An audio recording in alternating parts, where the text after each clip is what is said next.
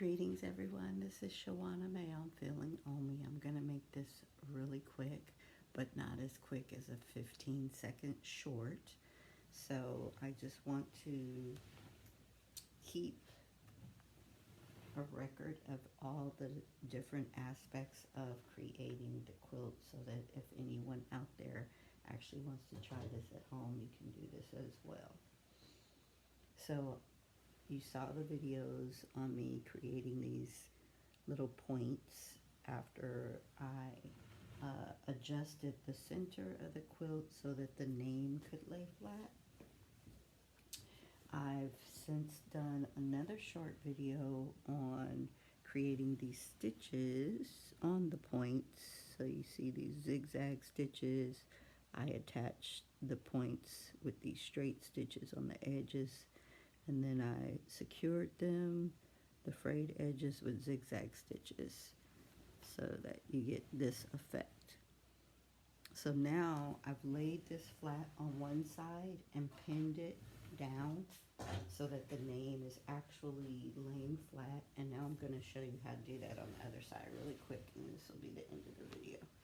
Also, I added some extra fabric to the edges so that when I sew the border on, it's not just flat.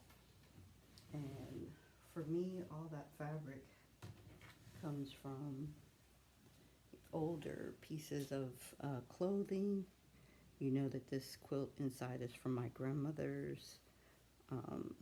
So now what I'm going to do after I pin this flat, just so you know,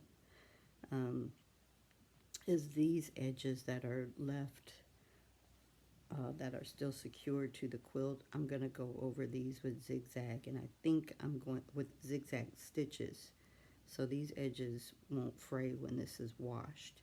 And I think I'm going to use a white fabric, of course, to do that. Since it's the opposite on each side, I might use white fabric on my bobbin so that the bottom thread comes out white on the other side of the quilt.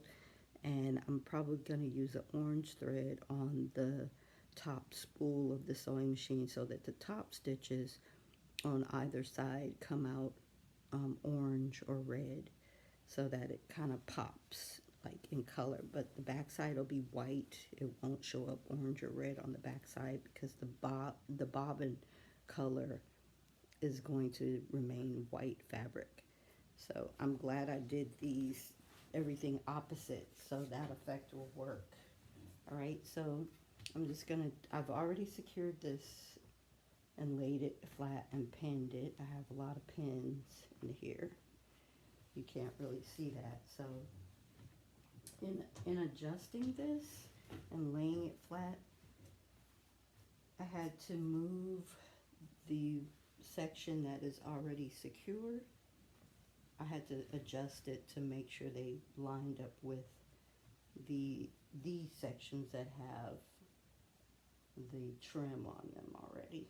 So I had to kind of adjust that and make sure I pinned it as closely to its original spot as possible.